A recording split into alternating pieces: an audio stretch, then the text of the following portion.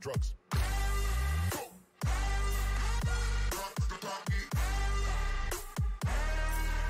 See y'all go in the park.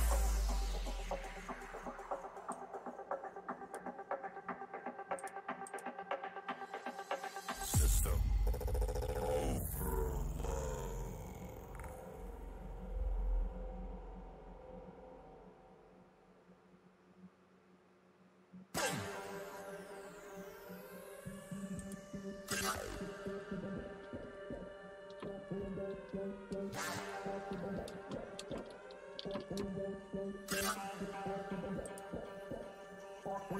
overload.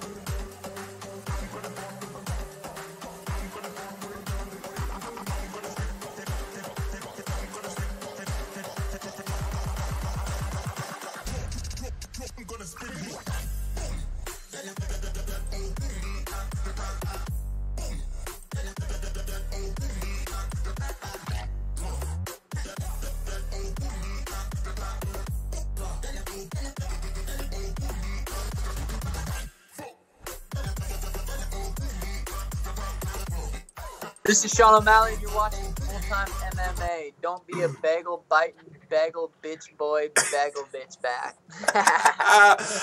What is going on, Full-Time family? It is time to start the show. Man, it is early. It's 7:15 a.m. my time. I haven't been to sleep yet, and that's why I'm doing the show so early, because pulling an all-nighter. And so instead of having to wake up, do the show, and I got work today, we're just pulling an all-nighter, and we're doing an early morning show, Full-Time family. So I see George Page is in the building. Salute to George Page, as well as Leon Dubberson and CNCC Clue. Full-Time, yeah, what is going on? PK Boxing and MMA with us this morning. What is going on, everybody? We got an early morning show. This is probably the earliest we've done a show in a long time, so salute to you, the early crowd coming in. We got quite a few things to talk about, as well as a world premiere. Are y'all ready, Full-Time family? We're about to wake up today. It's Monday morning. I know a lot of you probably got to go to work like me today, so let's start the week off right. There's a lot of MMA news that's likely going to be coming out today. We're going to be recapping Bellator 206, Mousasi versus McDonald. What an epic night for Bellator that was. And then as well as we're going to be looking at UFC 229. But with that being said, we're going to start the show off the right way. This is something that, it's the premiere. You probably haven't heard this yet. Unless you're subscribed to UFC Yankovic, make sure you do that, because we just put it up over there. So we're going to start the show off with a fun song. UFC 230, Nate Diaz, Dustin Poirier, Tupac, Hit 'Em Up remix. Rob Silva says time for a wake and bake. Well, what a perfect song for that, brother. So this is what we're going to do. And if you haven't, make sure you subscribe to UFC Yankovic, man. Once we get to 1,000 subscribers over there, it's going to be a motherfucking party. So salute to Rob Silva, man. Wake and bake, hit it one time for me. EBS Rock says getting it in early. BJ Johnson in the motherfucking building. Kyle Stevens, what's going on? EBS Rock says getting it in early. Yes, sir. I pulled an all-nighter, man. I stayed up doing the Fake Money Bankroll series. I made this song. I just been working, man. I've been working, and so before I crashed out, I wanted to make sure we got our daily show in, and I said, fuck it, we're going live before I crash, because I got to go to work in about 5 hours, and I want to take a nap in between now and then, because I outdid myself doing an all-nighter. So let's start this motherfucking song so we can start the show. Tupac, Hit 'Em Up remix, Nate Diaz, Dustin Poirier. We ain't never been fucking around on UFC Yankovic. Let's go. Y'all ain't ready? Hold on. I gotta start this off with a disclaimer. I know the Full-Time family probably already knows. The views and words in this song are not opinions reflected from the actual fighters. This is a parody.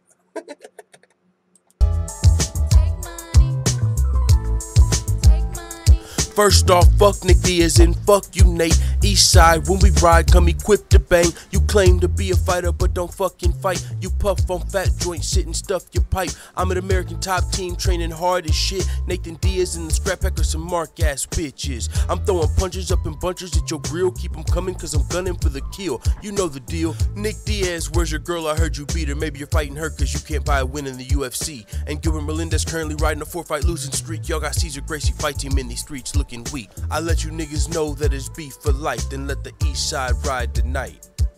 Scrap pack murdered on wax deceased. Fuck with me and get your ass beat. Grab your Glocks when you see the diamond. Call your squad when you see the diamond. When I rock you, bitch, I'm coming for the finish. UFC 230, Nate Diaz gon' get it. Nigga, I hit him up. It ain't over, guys. Nate Diaz, you know he gotta get back. Yo, it's Hit 'Em Up. We had to do it right. Nate Diaz first. Get out the way, yo. Get out the way, yo. Dustin Poirier's nuts just dropped. Yo, you got the fucking nerve to talk about my brother and his girl. So at UFC 230, I'ma fuck up your whole world. Is it Poirier or Poirier? Cause I ain't never heard of ya. Chokes and slap attacks when I'm serving ya. It's Nate, it ain't Gaethje. No, you can't break me. I broke Michael Johnson and he had your face aching. And I broke McGregor, they both almost knocked your head off. The only way that you can fuck with me is if I fell off. And if I was baked, but since that ain't the case, at UFC 230, bitch, I'm stocked and slapping your face. I hit 'em up. All right, Full-Time family. That's the premiere. That's the first time I made that shit last fucking 3-4 hours just fucking around. So yeah, man, UFC 230. Make sure you subscribe to UFC Yankovic if you haven't. Now let's start the MMA show, you guys. Let's recap Bellator 206. I know a lot of the casuals don't give a fuck about Bellator, and they're like, move past Bellator. Don't worry, casuals. We'll get to McGregor versus Khabib soon enough. But Bellator put on a hell of a card last night.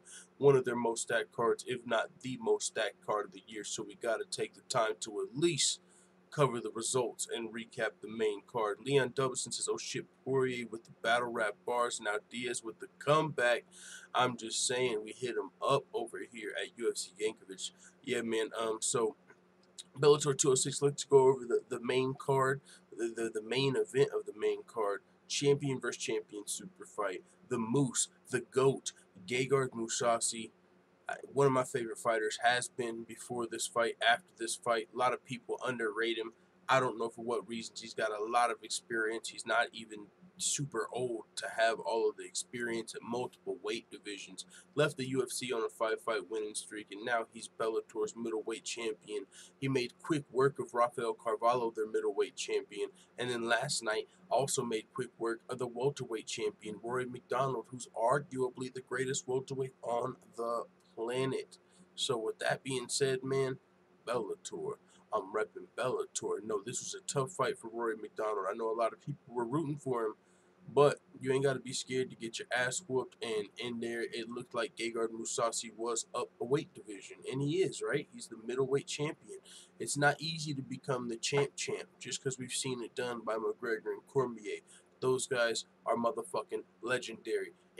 Every champion can't just move up and beat the next champion. It ain't that simple. And we saw that last night with that second round TKO from Gegard Mousasi. He really pumped the brakes on Rory MacDonald. A lot of people said Rory MacDonald looked a little froze in there, like he froze up in there. Maybe the moment was too big for him in this champ versus champ fight. Maybe that's what it was. But I mean, either way, I think Gegard Mousasi is just a better fighter. I mean, you can talk about skill.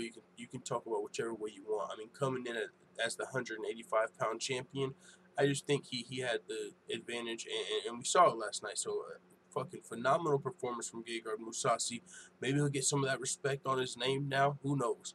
But in the co-main event, we had Rampage Jackson, Vanderlei Silva. Rampage Jackson getting the TKO in the second round. And this now evens him up at 2-2.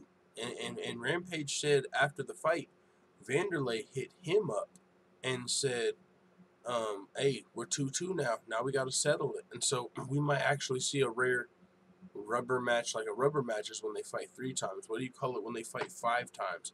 They're 2-2. It's evened up. We got to see it, man. Rampage versus Silva, 5. Probably coming in 2019. Who knows? But it's an option now that Rampage won the fight. They were fighting a heavyweight. Rampage definitely had a size advantage coming in there. He weighed in, I think, 25 to 30 pounds heavier. And you saw that in the fight, and he was able to get the KO TKO. This was a good fight for both of these guys. Both of them were coming off losses to Chael Sonnen. A guy that's going to come in, take you down, and try and control you and win the fight. But, I mean, Vanderlei rocked Chael Sonnen. He almost knocked him out, like dropped him twice, had him rocked. Chael Sonnen was able to ultimately get the unanimous decision. But, I mean, Vanderlei rocked him. He came in versus Rampage Jackson, wasn't able to beat him. But this was a good matchup for Rampage too. He fought Chael. He doesn't like fighting wrestlers, and this was a stand-up fight.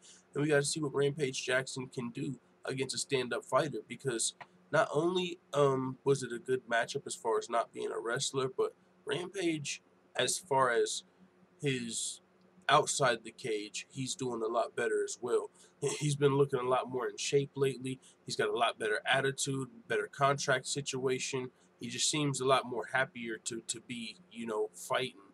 It seemed like he was almost depressed for a point with what was happening in his career, but now he's out of that slump, and he looked good against Vanderlei Silva. We got Trollbuster in the building, George Page back morning full-time. Good morning, George Page. Salute to the full-time family. Trollbuster says Robbie Lawyer fights took some fighting rounds from his career. Roy's losing that belt soon. Man, he's in that welterweight Grand Prix. He can lose it in the tournament. He's fighting John Fitch first. I think he can win that fight, and if he does, he's going to be fighting the winner of Ed Ruth versus Neiman Gracie. I mean, I think he's still got a good chance. I think he's still one of the favorites to win the welterweight Grand Prix. But I mean, if Mousasi was fighting him for his belt, then yeah, I think he might be losing it. But I mean, he's still one of the best welterweights in the world down there, especially over in Bellator. You know what I'm saying? I think he can beat a lot of those guys. But there's some tough fights. Lima definitely gave him some action in that fight. Lima gave him a good fight when he won the belt. George Page says Rampage versus Silva is another group of old men trying to relive their past.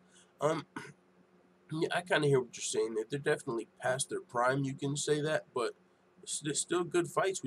I like it when you match. Like, yeah, if you were trying to put Rampage Jackson against like Stipe Miocic, you'd probably get fucking creamed, right?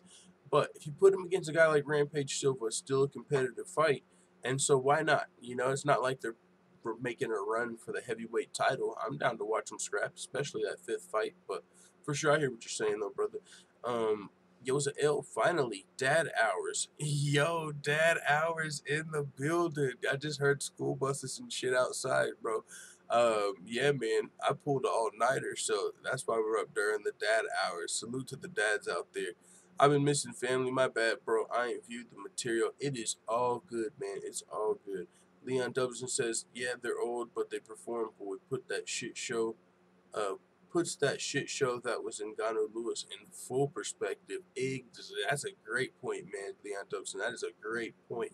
Fucking, you had Rampage Silva, you know, say what you want about how old they are and where they're at in their career. That fight was a lot better than Ngannou Lewis, right? And they were two of the top heavyweights in the world, like ranked. Good morning, Charismatic Lemon. What's going on? All right, so we also had, speaking of Lima and the welterweights, we had the welterweight Grand Prix kickoff last night. We had Douglas Lima taking on Andrei Koreshkov. Douglas Lima got the win via rear naked choke in the 5th round. Phenomenal performance between two of the best welterweights on the roster. I mean, I think the winner of this fight was going to be favored with Rory MacDonald to probably go on and win the whole thing, honestly. I mean, as far as championship caliber, Lima and Koreshkov were both already champions. This was a trilogy fight, kicks off the tournament. Douglas Lima, since he won this fight, is now going to fight the winner of Paul Daly and Michael Venom Page. And, yeah, you know, Michael Venom Page or Paul Daly, they're good challenges for Douglas Lima, but I think you'd probably say Lima's a little bit of a favorite in that fight. He's more proven as a welterweight champion. I would love to see Michael Venom Page fight Douglas Lima. If he can beat Paul Daly, it's going to be fucking awesome. That would be dope to see. Douglas Lima would probably have to mix in, you know, use some of that grappling to win that fight. I wonder if Douglas Lima can stand with MVP. I'm not sure. I really want to see how the best fighters in the division deal with MVP striking. If they can't resort to the wrestling. Of course, a John Fitch or a Rory MacDonald or someone like that's probably going to try and resort to the wrestling. But a guy like Paul Daly, that might be a solid matchup for MVP. That's why this fight's so good. We've all been waiting so long for it. Even a guy like Douglas Lima, he's not really known for taking guys down. You know what I'm saying? He's known more for his striking, but he's very well-rounded. So, I mean, Douglas Lima, since he beat Koreshkov, he's got a good chance of making it to the finals, I'll say that. We could be looking at a Douglas Lima versus Rory MacDonald rematch in the finals of this tournament, honestly, because Lima got through Koreshkov, tough fight, and it was the trilogy, so he moves on in the welterweight Grand Prix. Awesome fight there. So with that being said, we also had Aaron Pico and Leandro Higo. What a fucking stacked card, you guys. Aaron Pico, Leandro Higo, first round KO TKO. I thought Aaron Pico could pass the test, but I didn't see him passing it with flying colors. Leandro Higo, 18-4, former Bellator bantamweight title challenger. And Aaron Pico came in there and fucking did what he's been doing since after his UFC debut. He's now on a 4-fight winning streak, all first-round knockouts. I mean, the last 3 guys weren't former title challengers, so this was definitely a step up in competition. But holy shit, I thought Pico might win a decision. Like, come on, at least I thought Higo might make it to the 2nd round. Pico knocked him out in the first round and looked fucking phenomenal. He's a powerhouse in the featherweight division. Great wrestling, Golden Gloves boxer. He's coming for the knockout. He's putting pressure on you, man. Oh shit, Aaron Pico is gonna be a problem for years to come. And he even had a little bit of a beef afterward with the big pit bull. We might be seeing Pico versus Patricio, in featherweight. He beat Little Pitbull, who came up to featherweight. I love what's going on there. Pico probably gonna be Bellator's youngest champion ever. We looked it up today. I think John Jones became champion when he was 23, and I think Pico right now is 22. So, I don't know if he's going to beat John Jones as far as youngest MMA champion ever. And I don't even know if John Jones has that record, if it's just UFC. But either way, he's got potential to, for sure, be Bellator's youngest champion ever. Aaron Pico is the real deal, man. He's not fucking hype. He's got the legit skills. He came up as an MMA fighter. I mean, solid wrestler. I think he tried out for the Olympic wrestling team, if I'm not mistaken. I might have that wrong, but either way, really good wrestling, Golden Gloves boxer. I mean, just everything you want in a really good MMA fighter, in an MMA prospect. Aaron Pico's a fucking monster. First round knockout over Leandro Higo. Trey Young says prayers for Tyler Eifert. Yo, my brother and one of my friends was watching that game, and my brother had Tyler Eifert in his fantasy team. And he had like 11 points. Like, I was just listening to him talk about it. And then they both at the same time were like, oh, shit. They were like, oh, Eifert is out. Like, I didn't even see it myself, but they said that shit looked bad. Like, my homie was like, I don't want to see that type of injury happen to anybody unless it's Aaron Rodgers. He doesn't like Rodgers, clearly, but yeah, I heard about that shit, man. Prayers for Eifert, says Trey Young. I hear you. Forward in the building for this early morning stream. Salute to Forward. What's going on, good sir? Trey Young says, who else Teddy Atlas coach? I'm not sure, but I'm about to listen to his podcast with Joe Rogan today at work, so maybe I can answer after that. George Page has been telling people Freddie Roach is a great boxing coach. He was in Pico's corner. Oh, shit, he was in Pico's corner? Yeah, okay. But yeah, Pico is great. I mean, you can put me in Pico's corner and he's going to be a motherfucking monster. But either way, yeah. I mean, Freddie Roach, he's cornered some other. I think he works with GSP and shit, dude. Public school free daycare 130 says Aaron Pico's a savage, says Morphin Slays. And then the other two fights on the main card, Kerry Melendez defeats Dakota Zimmerman. Young Dakota Zimmerman, first pro fight, actually put up a really good fight against Kerry Melendez, who was a pretty big favorite. Dakota Zimmerman came in here and it reminded me of the fight between Jillian Robertson and Molly McCann, where Molly McCann was like a really good fighter. She was like Cage Warriors champion, but she was really more of a stand-up fighter. And Jillian Robertson, tried to take advantage of that, tried to pull guard, do whatever she could do to get the fight to the ground. And she was able to beat Molly McCann in that fight. She was able to eventually submit her. Dakota Zimmerman, she was really trying to get this fight to the mat, but Kerry Melendez, she was doing a good job of defending on the ground. Now, she did almost get caught at the end of the first round in a fucking triangle armbar. That shit was deep. Kerry Melendez almost lost there. But after that, Dakota Zimmerman, I think after that, she really was resorting to pulling guard, and she couldn't do it. She couldn't even pull guard, so it really looked like she was riding Kerry Melendez from the front. Pause. Because, how, like, a baby, how moms or dads, they have those front baby pouches. You wear your baby in the front, like a front backpack for your baby.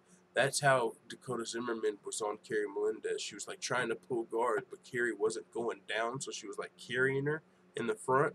And then even when she was slammed, she slammed her a couple of times. So that was a good fight, but still a split decision, close win for Kerry Melendez. And then this fight got moved up to the main card. This Gaston Bolanos dude, beast, known for knocking motherfuckers out. He knocked out this guy in the second round. So fun night, Bellator 206. Awesome card, delivered for one of the most stacked cards of the year. A lot of the times cards, they're super stacked. Do they deliver? Not all the time. This one was hyped. It was stacked, and it delivered. I thought it was an amazing night for Bellator. And with that being said, Bellator's on the rise, man. But with Rory MacDonald, who lost in the main event, he issued statement after the loss, and he's got no excuses. He said, "Last night was a tough one for me. Unfortunately, I didn't mentally show up ready to take on a competitive fight and froze in the cage. In this sport, you pay a high price if you're not dialed in and ready to go. I have zero excuses. Gegard was a fantastic champion last night. I just wanted to give an update to those asking what happened in last night. Thanks to all of you for the support. God bless." So, Rory MacDonald, no excuses, man. Gegard's just a beast, like Full Time's been saying. Gegard, the fucking moose, the goat, whatever you want to call him. Gegard's a motherfucking monster. Forward says, "Those girls were getting freaky." And Trollbuster says, "Riding from the front for the rest of 2K18. Zimmerman was game," says Leon Dubs. And yeah, she was, man. She was. I'm telling you, riding it from the front. Balls, the panel yesterday heard it was fire, says Forward. Yeah, man, we're going to do another one Wednesday for sure. We'll probably do another one this week. I don't know, either tomorrow or Thursday or Friday or all three. But Wednesday, we're going to be doing the McGregor versus Khabib debate. The greatest McGregor versus Khabib debate. We're going to have everyone coming in. It's going to be fucking no holds barred like the press conference. People are going to be talking shit, calling names. No holds barred, no rules. It's going down on Wednesday. Coach might get an interview with Zimmerman, says George Page. That'd be dope. That'd be dope. Yosa L says, "Damn, I can't think old boy's name who Atlas coached." Leon Dubberson says, "Guard, yeah, Mousasi made Rory look extremely average," says Forward. Yeah, I think Mousasi would probably do that to any welterweight out there. I mean, of course, Woodley's always dangerous, but I think Mousasi's just too fucking good. Like, people don't understand how good Mousasi is. I think that's the problem. People just severely underrate Gegard Mousasi. Severely. The motherfucker was fighting a heavyweight. What you think he's gonna do to a welterweight? Come on, man. Come on, he's grappled with heavyweights and he's fighting a welterweight out here. Come on, dude. Way more experience. It's not like he's 9 years old. Gegard's still arguably in his prime. He's a legit middleweight champion. He's not Michael Bisping. Forward. He's not Michael Bisping. This is a legit one of the best welterweights in the world. No disrespect to Michael Bisping, but Gegard Mousasi is the GOAT, not for pretend. Khabib gonna ride Conor from the front. Ball, says Trollbuster. Yo, he's not. Oh gosh, chill. That's good, man. Coach doing his thing with these interviews, boy. Man, Coach gets down with the interviews. Man, I've reached out for a few interviews, and I don't even, no reason to say who, you know what I'm saying? It's not like casting any aspersions on who, but, you know, people turn you down and shit like that. So honestly, it's not that serious to me, you know what I'm saying? Like, interviews, they don't get you more views than just doing a regular video, really. So, I mean, it's dope to do interviews, you know, but if fighters don't really want to do them, then I ain't sweating it, you know what I'm saying? But I don't reach out to everybody. I reach out here, like, I've probably reached out to, like, I don't know, 5 to 10 fighters in the last month or so, maybe. You know, I don't be reaching out for interviews like that, but Coach gets down with the interviews, man. You know who Coach reminds me of with the interviews? You guys know James Lynch? Ooh, James Lynch. He interviews everybody, everywhere, every organization, man, woman, big fighters, motherfucking like Kobe. He from all the way from champions down to amateurs. James Lynch probably averages 5 interviews a day. He's cold.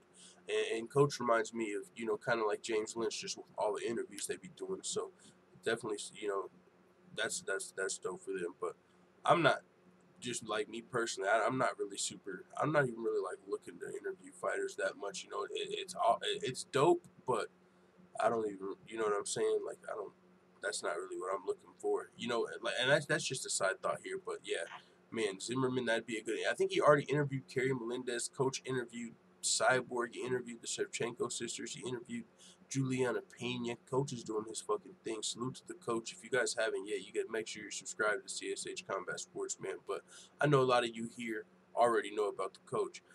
Trey Young says, quit warning people, says Yosa L.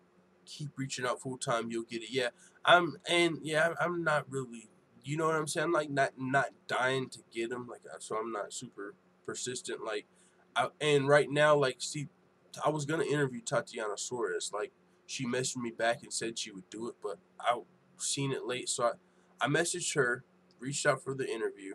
She messaged me back a few days later, but since my phone's not on and shit, like, I'm not on Instagram often at all. I'm on Instagram like maybe every 3 days. So she messaged me back, and then I didn't check for like 3 days. And I was like, all right, let me know. I can do it anytime this week. And then now she hasn't messaged me back the whole time. And so it's communication issues and shit like that. But yeah, man, if I get an interview, if they come, that'd be super dope. But I haven't even really been reaching out like that to that many people. Like, being honest, if I said 5 to 10, it's a lot closer to 5. I reached out to Kayla Harrison's team, Tatiana Suarez, Aljamain Sterling, Sean O'Malley, and probably one more person. Oh yeah, I know who. Bobby Green. Because Bobby Green, he's a UFC fighter. When I was checking my Instagram and I saw that message from Tatiana Suarez, I had a message from Bobby Green, and he was like, "Yo, I like your content, or I like the way you do videos, but I don't like the way you covered me." I don't. I looked. So I was like, I don't know what video you're talking about, but I'd love to have you on the show. But I don't know what video I did on him that made him say that. But I looked up my only Bobby Green video. I only seen one, and I didn't say much about him. So, but yeah, there's a little inside scoop. Those are the 5 fighters that I've reached out to. But I don't be reaching out to a lot of fighters like that. So, and so maybe in the future I will. And if now the door is always open, like if there was a fighter that listened, amateur to anything, I would of course interview them to give them exposure. But I'm not really trying to interview. I'm not just out there like, oh, trying to message everybody and shit like that. But like, I know there's a couple fighters that listen to the channel. If they were ever like, hey, can I come on? Just like you guys, fuck yeah, you can come on. Anybody can come on, but like that. So Forward says maybe Mousasi ducked Whitaker. I think he knows the Grim Reaper gets that ass. Forward, you sleep, man. You sleep. You gotta wake up. It's still early. I know it's probably not early where you're at, but you're sounding real sleepy, man. I'm telling you right now, Mousasi's. You know what? I'm just gonna come out and let you know. Mousasi will beat Whitaker and Mousasi will beat Gastelum. I'm just gonna fucking put the stamp on it right now. Gegard Mousasi's the best middleweight on the planet. He'll beat Woodley. He'll beat Rory. He'll beat Whitaker. He'll beat Gastelum. It's just facts. Am I tripping or is full-time live? Says Phil on him. Bro, I'm up. Dad hours. We are up. I pulled an all-nighter, and I said, you know what? I'm going to go live for about an hour and a half, and then I'm going to take a nap before work, because if not, then I probably would have been asleep through the show, because I ain't been asleep yet. Did the stream? What? The stream's down. Who said that? Wait, is my stream down, guys? Damn, must be late night for you US brothers. Wait, is the stream down? I just saw that. Trollbuster says, but time to go back to sleep to work. Damn, full-time respect. I'm wide awake, brother. Mousasi can't live with Whitaker on the feet. Romero gives him a world of trouble too. No. Romero gives a lot of people trouble, but I think Mousasi fight IQ. This is the thing about Mousasi. He's probably got the he's probably up there with the highest fight IQ in the business. He's gonna use his experience, his fight IQ, always well-rounded. He's gonna figure out how to get the job done when he's in there. Even if he's in there against a fucking monster like Daniel Cormier, Gegard Mousasi's gonna figure out how to get that shit done. You want to give Gegard Mousasi a challenge, we need to be talking about Mousasi versus Cormier. But, sorry, Cormier ducked that fight. He ducked the fade with Mousasi at UFC 200. Fuck it. We're up. Let's talk about it. Let's fucking talk about it, full-time family. Cormier ducked Mousasi at UFC 200. John Jones failed a drug test and Mousasi offered to step up. He said, no, give me fucking Anderson Silva on 2 days' notice. I'm a Cormier fan, but let's fucking talk about it. Since you want to go there with Mousasi, I'm telling you right now, Mousasi's the GOAT, dog. Don't give me no middleweight. Don't give me none of that. It's not. You said he ducked? No. The UFC, this is Mousasi's downfall. He doesn't sell a million fucking pay-per-views. If Mousasi was talking shit, if he was, more marketable, if he had a country behind him or some shit like that, a big country, then he would already be the champion. His problem was he didn't have all the fans behind him. Super underrated, probably the most underrated fighter out there when you consider he's the fucking one of the greatest of all time, pound for pound. Motherfuckers coming out here, you know what I'm saying, disrespecting Mousasi. Chill. Let's talk about it. He opted for the bigger payday, says Forward. Yeah, he opted for the motherfucking easier fight, bigger payday. But still the easier fight. So, with that being said, yeah, money does talk. But you know what? And the reason money talks is the reason Mousasi isn't the champion. It's not because he can't beat any of these guys. It's because money talks. So, he beat Weidman. And we saw what Weidman did to Gastelum. And I know Mystic Full Time, Gastelum's about to put it on Whitaker. Whitaker ain't even healthy no more, man. He's injured. He's been getting beat up in these wars with Romero. Had the staph infection in the meantime, in between time. Kelvin Gastelum, only person beating him at middleweight is probably in the UFC, Weidman. Well, Gastelum's about to give Whitaker some problems. And we know what Mousasi would do to Gastelum. And so, I mean, we can look at it however which way you want it. Gegard is the motherfucking GOAT. Very underappreciated, like Charismatic Lemon says. The Spider Silva is the true 185-pound GOAT, says Leon Dubson. I mean, I can give a nod to that. You know, I can give a nod to that. You know, he got recently found innocent. Silva's definitely up there. He's not talked about, you know, with GOAT enough. You know, definitely, with those failed drug tests, his reputation was tainted a little bit, but he was found innocent. So Silva's up there, but you know, he's past his prime. So when we're talking about right now, man, Gegard's giving it to anybody. Pause. Forward says, I love me some Mousasi, but he was getting outstruck by Weidman early on. Whitaker gets that ass. Nah, man. No, the fight IQ takes over. It's just not. He's not getting that ass. Pause. I'm telling you right now. And Whitaker don't even need to be thinking that. You don't even need to be thinking about Whitaker and Mousasi, honestly, because Whitaker's got to worry about Gastelum. That's problems. We need to revisit this topic on a panel in the near future, says Forward. We can do that, brother. Godfather says all the champions from the other organizations get treated like dirt. No disrespect, no matter the record or accomplishments. Yeah, so let's move on from Bellator 206, man. Already been on this stream for about 30 minutes. We got about 30 minutes to go, probably, because unless I'll probably just crash out on the stream, you know what I'm saying? I'm pretty fucking tired. So UFC 229, let's look at this card, the main card at least. Of course, the Fox Sports prelims just took a huge hit. O'Malley versus Quinones with the failed drug test. We'll talk about that a little bit later. Hashtag free O'Malley. But we still got Pettis versus Formiga. I wonder what the UFC does. I feel like we need a fight. Well, maybe they take one fight off the fight past prelims. I'm just saying, I feel like we need a fight because with O'Malley versus Quinones off of the main card, we're not going to just have a 3-fight Fox Sports prelim. So they'll probably just move one off a fight pass. But or I wonder if they get Quinones another opponent. That'd be cool. So yeah, that's the Fox Sports prelims though. Pettis versus Formiga, Quinones versus O'Malley. Of course, you got Ladd versus Evinger as well. That's a good fight. See if Evinger can come in and get her first UFC W over the talented young prospect Aspen Ladd. Vicente Luque about to come blow the brakes off of this young Tuesday night contender Jalen Turner. So main card: Felice Herrig, Michelle Watterson. We talked about this a little on the panel yesterday. I believe all 3 people that predicted this fight picked Felice Herrig. Actually, I figured some people would be giving love to the Karate Hottie. I figured some people might, but she's a little small for the division. And so maybe, but this fight, it's still a close fight. Michelle Watterson's still a very technical striker. I mean, she might have the edge there, and who knows? She's even got some good grasp. She was able to take down the much bigger Courtney Casey 3 times en route to that split decision win. So Michelle Watterson, no scrub. But we'll see what happens, man. That's a good fight for the main card. Heavyweight fight. Volkov versus Lewis. That's going to be a good fight. I think Volkov wins this.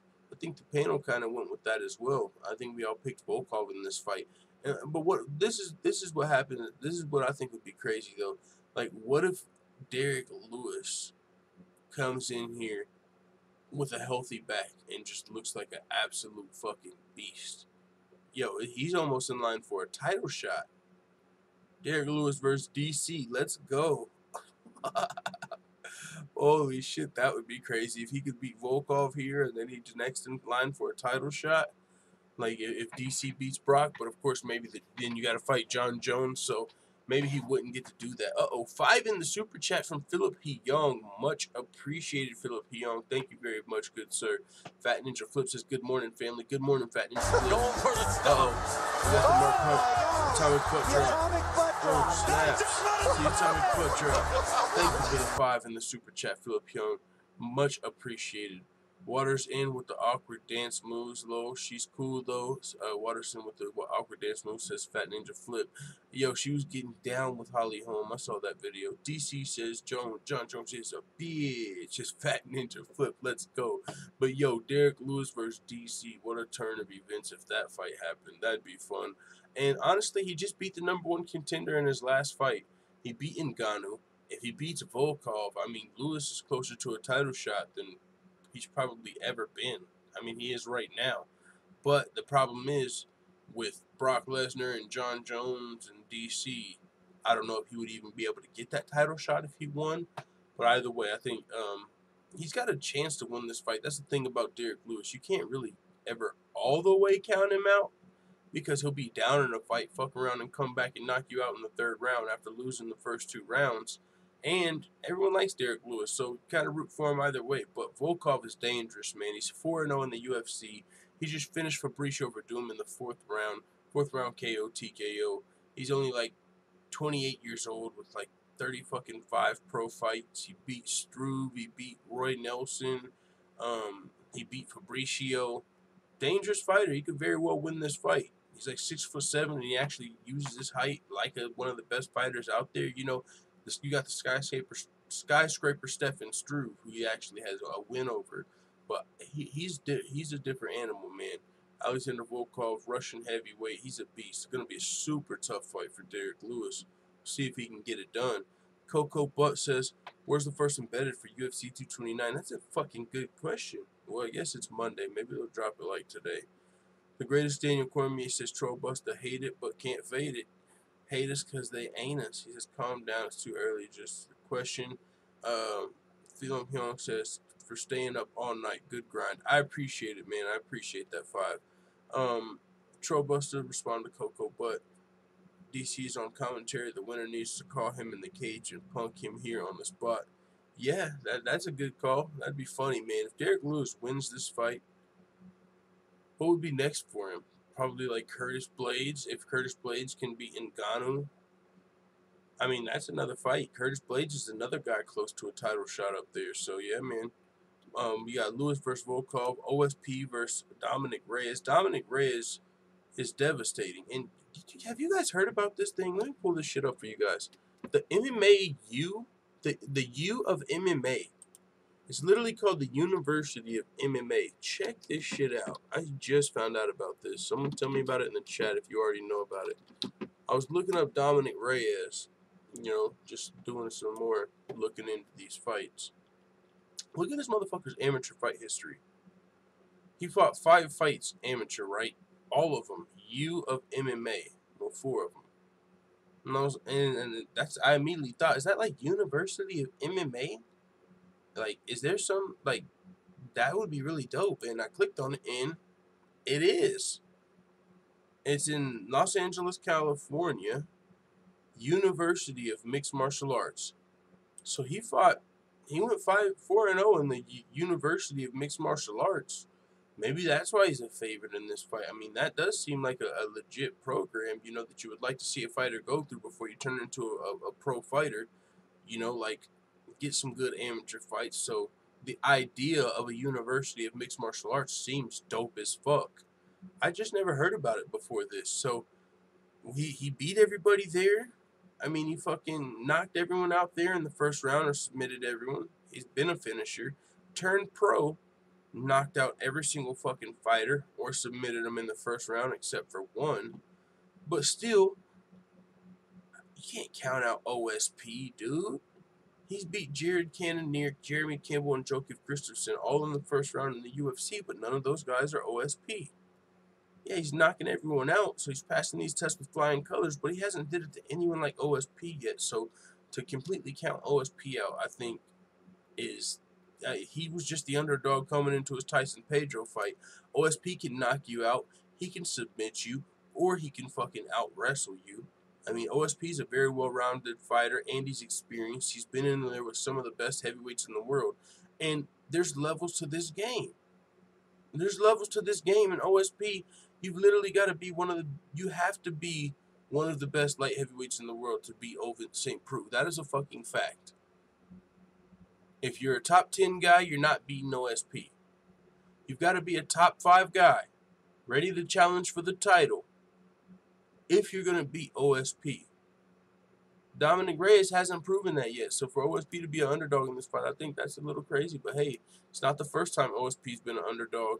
He's even ranked higher, got more experience. It ain't like he's 40 fucking years old. He's like 35, but still, I think he's gonna fuck around and hand the Devastator his first loss in this fight. That's a potential, that's a possibility. But Reyes is devastating, as the nickname says. So we'll see what happens. Fat Ninja Flip says maybe they do sumo wrestling in Japan schools. It's tight. The greatest Daniel Cormier says easy work, easy money for DC, but the DC haters will constantly reach. Leon Dobson says, who's full-time talking about? Who is this? I'm talking about Dominic Reyes and Owen St. Preux. Dominic Reyes had a bunch of fights in that University of MMA. That was really my first time hearing about the University of MMA. But I like the idea of it. He went 5-0 there, so I mean that's more fight experience. That 9-0 a little deceiving. He's got 5 fights even before that. He won all those, so really good fighter. And he is a young, talented fighter in this light heavyweight division that has been lacking talent for a little while. So the light heavyweight division is starting to look good again. OSP is a beast, says Godfaller's Poo-Poo Man says OSP takes this. I think he can do it, man. I think he can. Ever79 says just knocked out the scariest heavyweight in Stipe. UDC haters build them up and DC slaps them down. Yeah, DC, man, he's definitely, if not the GOAT, he's for sure the natty GOAT. Well, I mean, it's between him and GSP. It's close, but DC's up there. Man, London calling. Stamina MC in the building. Gotta go studio. We'll miss all of this. It's all good, man. We actually only got about 20, 25 more minutes, man. I pulled an all-nighter. I'm kind of tired as fuck, and we've already been going for about 50 minutes. So, gonna break down the co-main event. Ferguson versus Pettis, but still, salute to you, Stamina MC, for stopping through and saying what's up. You can't take the GOAT lightly, says Trollbuster. GSP's going to be talking about the GOAT coming up as well. Greatest Daniel Cormier says Stipe was just clearly the lesser fighter. Ever79 says, I think Stipe thought he was coming in with wrestling. Who's prettier, Watterson or Herrick, says Coco, but depends on what you're talking about. You talking about in the face or below the waist? What you talking about? What you talking about? Depends on what you're talking about. But if you're talking about in the face, I would assume that's what you're talking about when you say prettier. I would say Watterson. Michelle Watterson, she's bad for sure. I mean, so is Felice Harris. She's cute, but I got Watterson. The greatest Daniel Cormier says Stipe took DC very seriously. He just had nothing for the natty GOAT. I like what you got to say there, brother. Godfather says, you're right, OSP fought a lot of top-level competition. Yes, sir, man. I mean, shit, people talk about how John Jones looked against OSP. Well, it's not like OSP is some fucking scrub, but still, he has even been in there with John Jones. He's even been in there with Jones. Just for whatever it's worth, he's got 5 championship-level rounds with John Jones. It is what it is. Ferguson versus Pettis, though, everybody's counting Pettis out, I feel like. I mean, I'm giving Pettis a little bit of a chance in this fight, but even then, I got to give the edge to Ferguson. But I just feel like this is... If Pettis has a winnable matchup in the top 5, this is it. I feel like this is his best matchup in the top 5, Tony Ferguson, and he's not necessarily guaranteed 100%. Tony Ferguson coming off that leg injury. Anthony Pettis, I could see him targeting that and like not being an asshole, but trying to win this fight and get closer to the title shot. Anthony Pettis is a pretty big name, and so he's always one fight away from the title. If he can beat Tony Ferguson, the former interim champion, if McGregor or Khabib needed an opponent, Pettis is a name, and he would have his case for the shot. Now, it would be skipping a lot of, this is a tough division, but I'm just saying, this is Pettis' opportunity to jump into the top 5 if he can come up here and shock the world. And I think it's possible. I'm giving the edge to Ferguson, though, but Pettis could win this fight on the feet. I mean, he could win this fight with a submission, but I think Ferguson is still more well-rounded and the better fighter. So I'm giving the edge to Tony Ferguson in this fight, but This is going to be a good fight. I think this is a fight I actually like of Anthony Pettis. If you look at the other matchups for him in the top 5, right? Like, even guys like Kevin Lee, guys like Eddie Alvarez, I mean, Khabib, I mean, any of these guys, McGregor. I just feel like this is the best fight. You know what I'm saying? I really like this fight. I'm looking forward to it. I think it's probably closer than people think, and if Pettis wins, I'm not going to be super shocked. I'm not going to be super shocked. We still got to see how Tony Ferguson looks coming back off of this injury. Is he going to be questioning himself a little bit? I don't think so, man. That's another thing. I'm really not too worried about Tony Ferguson as much as you probably could be, because his fucking work ethic. Tony Ferguson is probably one of the hardest workers in the UFC. You watch him train, even as unorthodox as the shit may be, kicking steel pipes and standing on tippy toes on fucking balancing balls and doing cartwheels and shit. He works hard when he does it. He works hard when he does that unorthodox shit, always. And I would imagine he took that same work ethic to his recovery, his physical therapy, and that's why he's back so soon. But we'll see how this fight goes. It's a fucking amazing fight. Good to see Tony Ferguson back. We'll see if he can win this fight and potentially look to regain that damn lightweight title he got stripped of, even though Kobe didn't get stripped. So that's a little fucked up, but it is what it is, man. Can't cry over spilt milk. Tony Ferguson's now the #2 contender, and he said as long as he's getting paid like a champion, he don't care. So hopefully the UFC's at least compensating him. You know what I'm saying? Ferguson versus Conor, who wins, says Coco, but I got McGregor, man. I feel like McGregor, you know what I'm saying? We've seen Tony Ferguson rock. I think McGregor's going to have the better stand-up. Now, if the fight goes to the mat, you know what I'm saying? Like, I don't know. That's a good fight. I'm not counting Tony Ferguson all the way out, but I just think I would have to give the edge to Conor McGregor right now. Kobe didn't get stripped. What the fuck, says Trollbuster? Yeah, that's not. He's right now still UFC.com interim champion Kobe Covington, and it's really almost the same situation. And I think Dana White said the same sentence. Like, whenever they throw a punch, he's gonna be stripped. Except for it didn't happen here. But if Tony Ferguson doesn't get stripped, then we don't get McGregor versus Khabib. Because this is how it would have played out if Tony Ferguson didn't get stripped, right? He was the interim champion. Whenever Conor McGregor got stripped, Tony Ferguson would have got promoted. So Tony Ferguson would have been the undisputed champion. Khabib and Iaquinta would have been fighting for the interim title. And then if Khabib would have won, then we wouldn't have had Khabib versus Conor right now. You know what I'm saying? But there's not really much else going on in the welterweight division. So Kobe versus Tyron's next anyway, so there's not a super big reason to strip him there. But still, I mean, if you're just talking about if everything were fair, whatever the fuck you want to say, it's a similar situation, but Kobe's not stripped and Ferguson was stripped. Now he's fighting Pettis, and even if he beats Pettis, he might not be guaranteed a title shot because we got motherfucking DIAZ and Poirier. We got GSP doing test weight cuts and shit. We got people talking about the 165-pound division opening up soon. A lot of shit going on right now, so we don't know what Tony Ferguson's path back to that belt's going to be, but he already earned the interim strap for whatever that's worth. Tony will make him quit, says Ever69. Pettis got submitted against Dustin. That is true. That is true, man. We just got to... The only question for me is Tony Ferguson's probably his health coming into this fight. That's the only question here. That's my only question. I think he should be good. He's training. He went through a training camp. I think Tony Ferguson's good to win this fight. But Pettis is a guy that can pull off a submission. He can catch you. You can get caught. Why does Al rarely fight, says Mr. IWC? Because he's got real estate on the side. No, but he does get a little bit of a pass. But yeah, I don't hold my breath for Al Iaquinta fights. You know, there's the whole triangle going on right now. Gaethje, Iaquinta, Kevin Lee.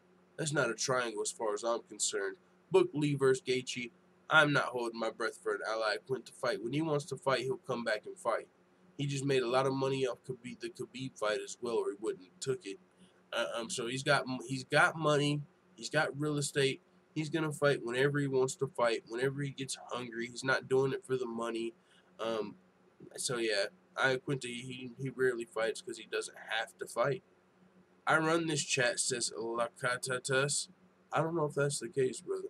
Coco Butt says, if Khabib misses weight, he should fight Nate at UFC 230 for the 165 belt. That would be a whole lot of plan shifts. That would be a cool fight, but that would be a bad matchup for Nate Diaz. But yeah, if he misses weight, I hear what you're saying. But crossing our fingers, that's not going to happen. Random guy says Khabib won't miss weight. Pettis quit against Dustin, says Trollbuster. Just like he quit against Max Holloway. Watch those fights. Yeah, you could say that. You could say that, but he was tested in those fights.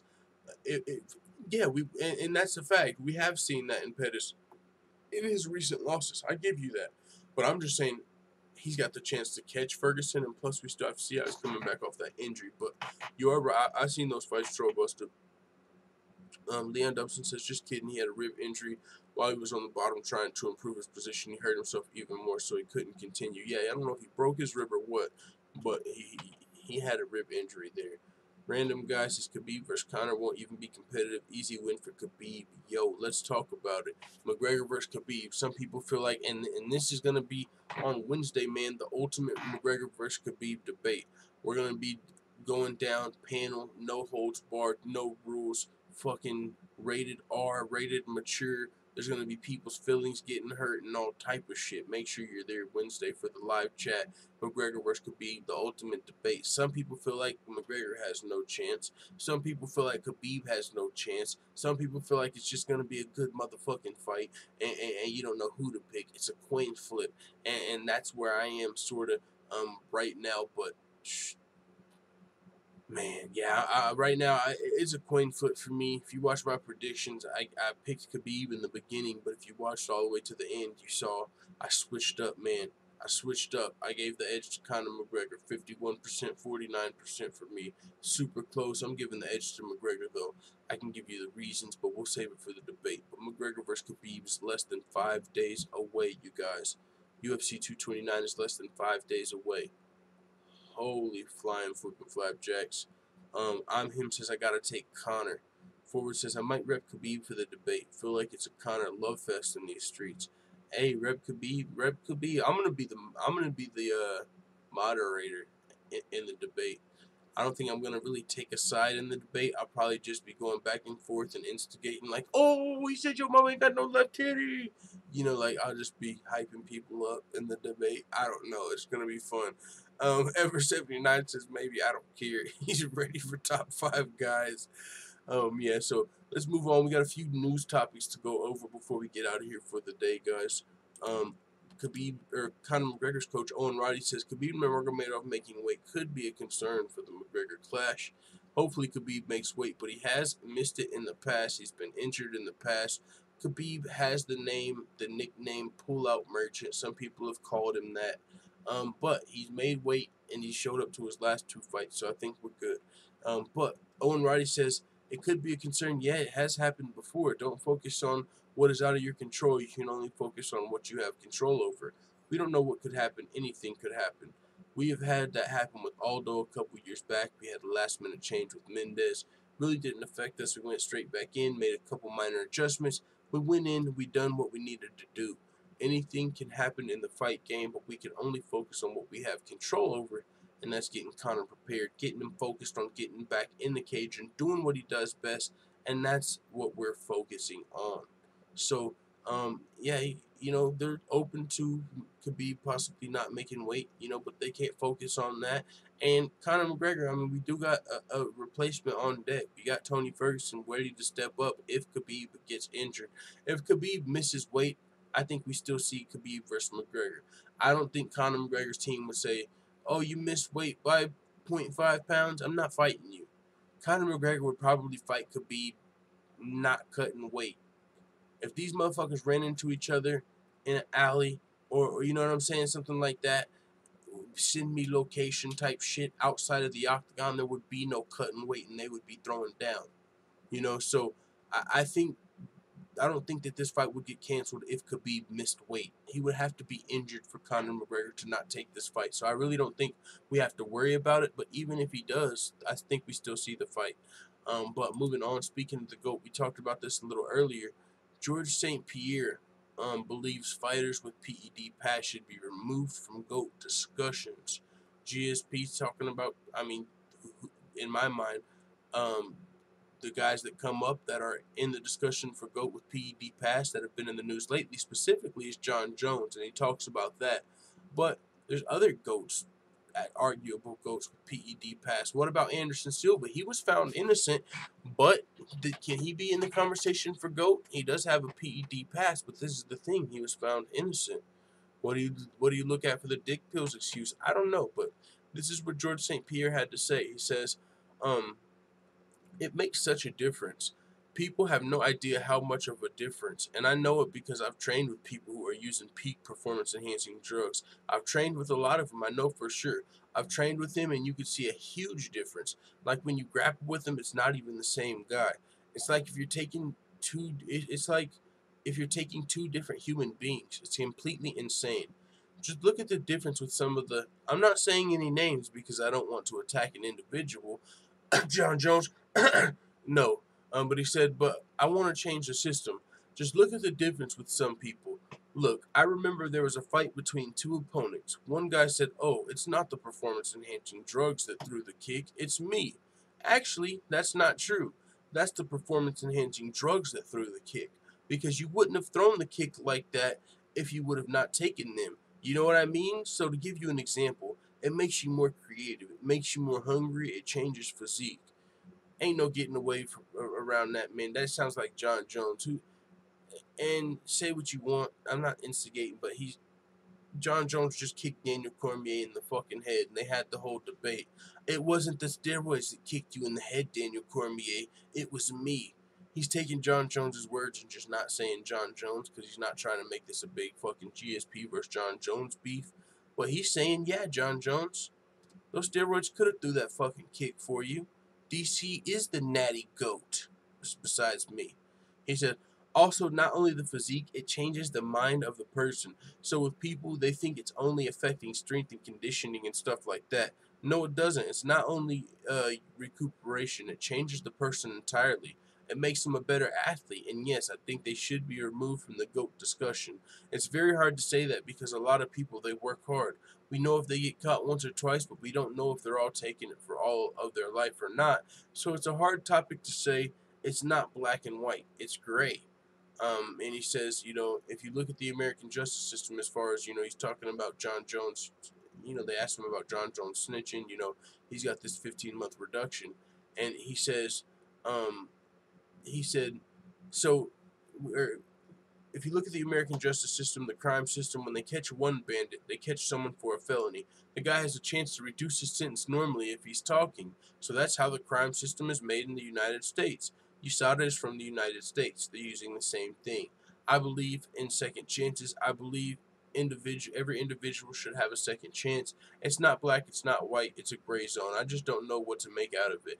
It helps the system to get better as far as, the snitching he's saying. I don't know if there's that much restrictions on what he did for them, but there's a compromise to be made. But I don't know. Like I said, it's a gray zone. It's not black, it's not white. To my knowledge of John Jones' case, it's not good enough to make a comment on this, but I think it's a good solution to go back up the ladder and catch people cheating, catch other people. It's like the crime system, the criminal justice system. That's how they do it in the U.S. So he's saying, yeah, they're doing this to clean up the sport. Yeah, they're letting John Jones back, but they're still cleaning up the sport because he's got a flip on other people. He's telling on either some sort of supplier that's going to help clean up the sport or some coaches or something like that. So he's commented on the whole John Jones situation there. And GSP, that's one of the other guys in the conversation for GOAT. It's John Jones, you got GSP, you got Daniel Cormier. I mean, you've got fucking some people put McGregor up there. But George St-Pierre, he's saying if you've got a PED pass, you probably shouldn't be in that conversation. So with that being said, we got a few more topics to talk about, guys. And I sort of wanted to play this song, but I'm so fucking tired I want to get to the show. But we're about to talk about Sean O'Malley getting suspended. And I wanted to play this Sean O'Malley kill shot, but we'll play that to end the show. Let's get through this because I'm pretty fucking tired, you guys. It's 8:13 in the morning. Salute to the full-time family. If you haven't finished biting your bagels, I know it is early morning. You're probably biting your bagels still. But if you have finished biting your bagels, do your boy a favor. Hit the thumbs up button. It'd be much appreciated. Sean O'Malley's announced he failed his USADA drug test. He's out of UFC 229.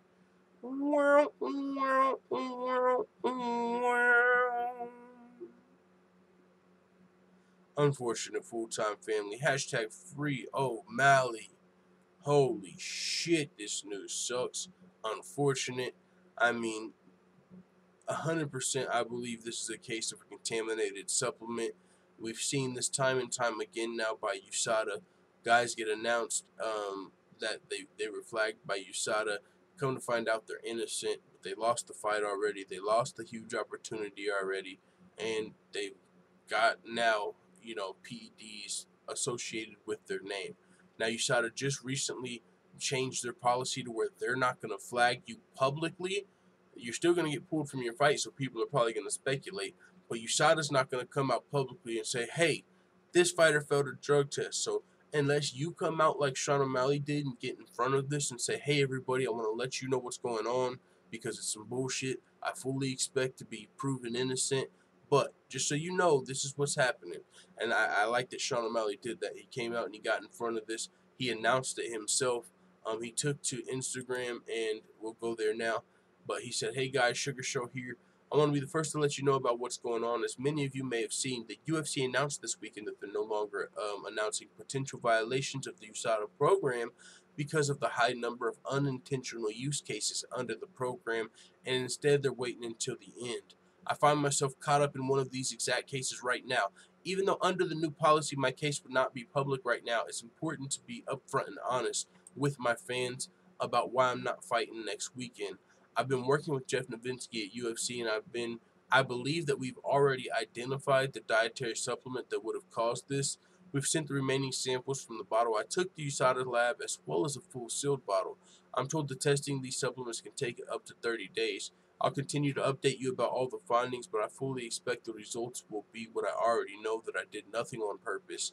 For everyone that follows me and knows and was excited for my fight, I am truly sorry.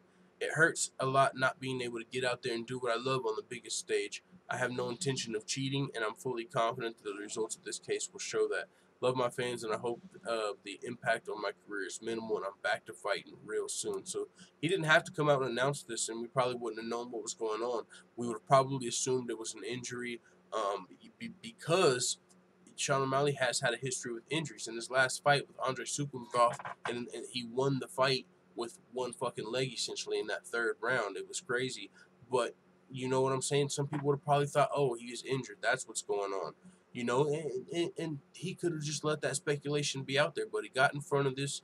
It's probably going to be, I believe, unintentional use because Sean O'Malley's not a guy that's really ever struck me personally, and probably a lot of you either, as a cheater. He is a guy that, whether you love him or hate him, people, he's a polarizing figure. He's got a lot of haters. He's also got a lot of fans. But even his haters have never came out and said, oh, this kid's on steroids. This guy's on the juice. Even his haters have never accused him of fucking being on steroids. It's just not something you see when you look at Sean O'Malley. You know what I'm saying? So I don't think he's fucking in here on steroids, cheating on PEDs, nothing like that. I think it's just another fucking case of unintentional use. I think he's going to be cleared by USADA, but he's lost this huge opportunity. UFC 229 was a huge look for Sean O'Malley. I mean, McGregor versus Khabib, he was the main event of the fucking prelims. Everybody that's watching the UFC the night before, would have got to see this main event. Fucking huge fight this would have been for for Sean O'Malley's career. It fucking sucks that it's out the window now. But hopefully he can get this situation cleared up sooner rather than later. So that's some baby back bagel biting bullshit. But with that being said, Fabricio Werdum talking a little bit about USADA. He recently got a USADA suspension himself, and he said he turned down USADA's request to snitch. They tried to give him a little bit of a deal, the old John Jones deal, and he said, no. For one, I'm not a fucking cheater, and for two, I'm not a fucking snitch.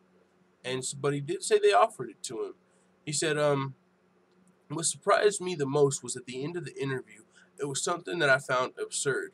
They said, Werdum, here's the thing. If you tell on someone, it's what you would call the lockout premiada, plea bargain. Werdum, if you tell on someone using the slang, if you're a snitch, then we'll shorten your suspension, because you're going to have to pay something. Even if we find the substance in any products we test, even if we find it, you have to pay something. And he said, I felt like a criminal, actually. I know I didn't do anything, but I felt like I was a criminal, like I was talking to the police. 2 USADA guys, a detective analyzing me all the time. Both were USADA. I felt so bad, you know, like I didn't do anything. Why am I doing this? And it lasted 5 hours. There came a point where they were like, Werdum, let's rest a little. Do you want to rest? And I said, no, I don't want to rest. I want to answer whatever you have to ask. I have nothing to hide. And he said, I'm not going to name names, but I recently saw a guy who was supposed to have caught 4 years and ended up catching 15 months.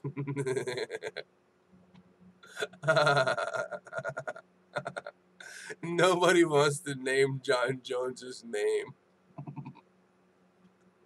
Sorry, guys, this is funny to me. We just saw GSP saying, I'm not going to name names, but there was recently a guy who said, no, it wasn't the steroids that kicked you in the head. It was me. That was probably John Jones, right? And now here we are. I'm not going to name names, but there's a guy who was supposed to be getting 48 months, and he recently got 15 months. Who recently got a 15-month suspension, guys? Alright, nobody wants to say his name for some reason. But it is what it is. He said, Knight caught 24 months. How come? If it was his second or third offense. It's 2 weights, 2 measures. How does that work? It's really strange, really. I want to keep fighting, training every day. Of course, I'm not training with the same intensity of when I have to fight. The thought of training in a different country, I'm going to see what I'll do now. It's hard now, very recent. Still have to talk to the UFC. I'm still working on TV as commentator with the UFC Spanish language broadcast. Many things happening. I need to take a moment to really think, because sometimes I'll say something and I'll regret it later. I have to see what I'll do. I have 2 more fights in the UFC. How long will I have to wait? Will I have to wait these 2 years, or will I be able to fight in another country? What will I do? I don't know yet. I'm indecisive. Still got a lot of thinking to do. So, with that being said, man, Fabricio Werdum coming out. You know, he's right now looking to try and get cleared from his own suspension, but he said, I'm doing the time. You know, whether or not I did the crime, shit, he might be innocent for all we know. But he said, I'm not snitching. Essentially, they offered it to him, and the way he described it, man, it does feel like a police situation, right? Like, you probably got USADA and they're playing good cop, bad cop. One guy's like, I know you're fucking on the juice, Fabricio. Fucking tell us where'd you get the juice? And the other guy's like, now, Fabricio, this could be a contaminated supplement, but if you just give us the name of someone right now, man, we can handle. Like, they're playing good USADA agent, bad USADA agent, and they're fucking interrogating these guys. You know what I'm saying? You probably can't use your cell phone while you're in there talking to USADA and shit. They probably got you cuffed. I'm just saying, is this USADA or what the fuck? I don't know, man. It is what it is, though. You gotta admit, Leon, that's a placebo. That's one hell of a strong one. Both should take steroids and coke at heavyweight fight for number 3, says Mr. IWC man. Leon Dubson says, Jones seems like one of those brothers who, even though he's not from the ghetto, likes to play and behave like the bad boy, but he's not that guy. Yeah, man, we got one more topic to talk about, guys. Greg Hardy improves to 3-0 as a professional with another quick knockout. First round knockout. He knocked out, that was when he knocked out Austin Lane on the Contender Series. But last night, Greg Hardy improved to 3-0, 53-second knockout of Raheem Jones in the heavyweight main event of Extreme Fight Night in Tulsa, Oklahoma. He's in the UFC's developmental program. They're pretty much lining him up with fucking cans to drill, knock out. He's crushing cans, on his way up to having at least a decent record before coming to the UFC. But I haven't saw anybody Greg Hardy's fought that he's not supposed to knock out in the first round. It's, you know what I'm saying? Like,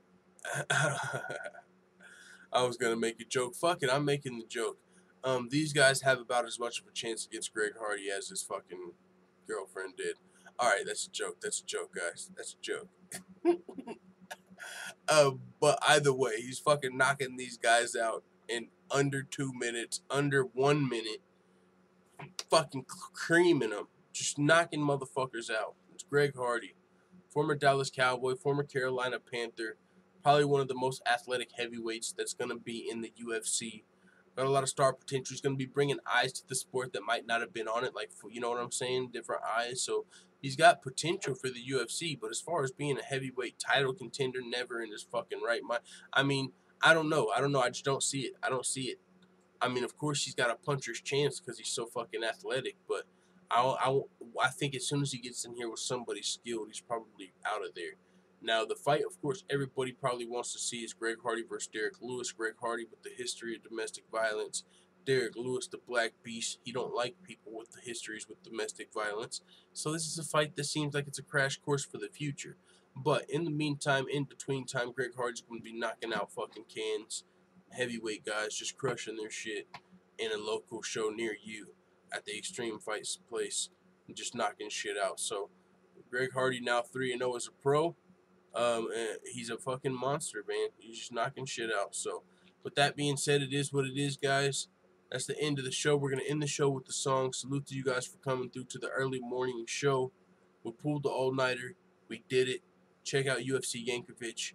We got the new Tupac fucking hit him up Nate Diaz versus Dustin Poirier remix. We'll end the show with that too because we just fucking premiered that. So we're going to end the show with some songs. If you're fucking going to work this Monday, hope you fucking enjoy the rest of your work day. That's where I'm going a little bit later. Taking the kids to school. Happy fucking school morning day dad hours. You know we got the dad hours in effect. Man, I'm fucking delirious. I'm tired. It's time to end the show. We'll be back tomorrow in the morning. Let the full-time family know what you think in the comments. McGregor versus Khabib is less than 5 days away, you guys. Holy smokes. That being said, we're going to play the Sean O'Malley Kill Shot remix, man. He's off of this fight with Quinones, but hashtag Free O'Malley. You know what it is over here. You know how we're coming. So, that being said, man, we are out. That's not what I meant to put up. Now, we are out. Full-time MMA. Don't be a bagel biting, bagel bitch boy, bagel bitch back. Prince the producer. Dana just replied to my text last night. I sent him one and I asked who's next. He told me Jose, so I told him no sweat. I'ma fold him like a taco, I'ma beat him half to death. It's Sean O'Malley, bitch. Don't let these looks fool you, I'm always down to kick ass. And no, I'm not a racist, but I'll pound a spick fast. If you get up in my way, you're my route to the cash. I apologize, cause y'all sensitive as fuck. I know y'all gon' cry, but I'm a little drunk and I'm always high. I've been smoking on some skunk, sipping on some wine. Welcome to the Sugar Show, sweeter than a motherfucking Tootsie Roll. If you didn't know, then you wouldn't know. At UFC 229, I'm sending shots like a scared white man at a black with a hoodie on. And my bitch got a booty going, got my woody on. Made it hard to even make it through the song, but I had to cause I had to do you wrong. Had to let the world know I'm about to smoke you like I do a bone, motherfucker.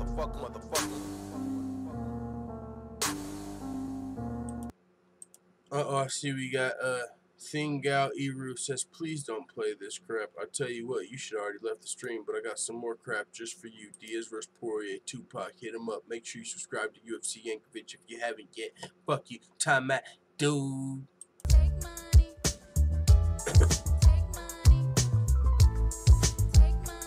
First off, fuck Nick Diaz and fuck you, Nate. East side, when we ride, come equipped to bang. You claim to be a fighter, but don't fucking fight. You puff on fat joints, sit and stuff your pipe. I'm an American top team, training hard as shit. Nathan Diaz and the Scrap Pack are some mark-ass bitches. I'm throwing punches up in bunches at your grill. Keep them coming, cause I'm gunning for the kill. You know the deal. Nick Diaz, where's your girl? I heard you beat her. Maybe you're fighting her cause you can't buy a win in the UFC. And Gilbert Melendez currently riding a 4-fight losing streak. Y'all got Cesar Gracie fight team in these streets looking weak. I let you niggas know that it's beef for life, then let the east side ride tonight. Scrap Pack murdered on wax deceased. Fuck with me and get your ass beat. Grab your Glocks when you see the diamond. Call your squad when you see the diamond. When I rock you, bitch, I'm coming for the finish. UFC 230, Nate Diaz gon' get it. Nigga, I hit him up.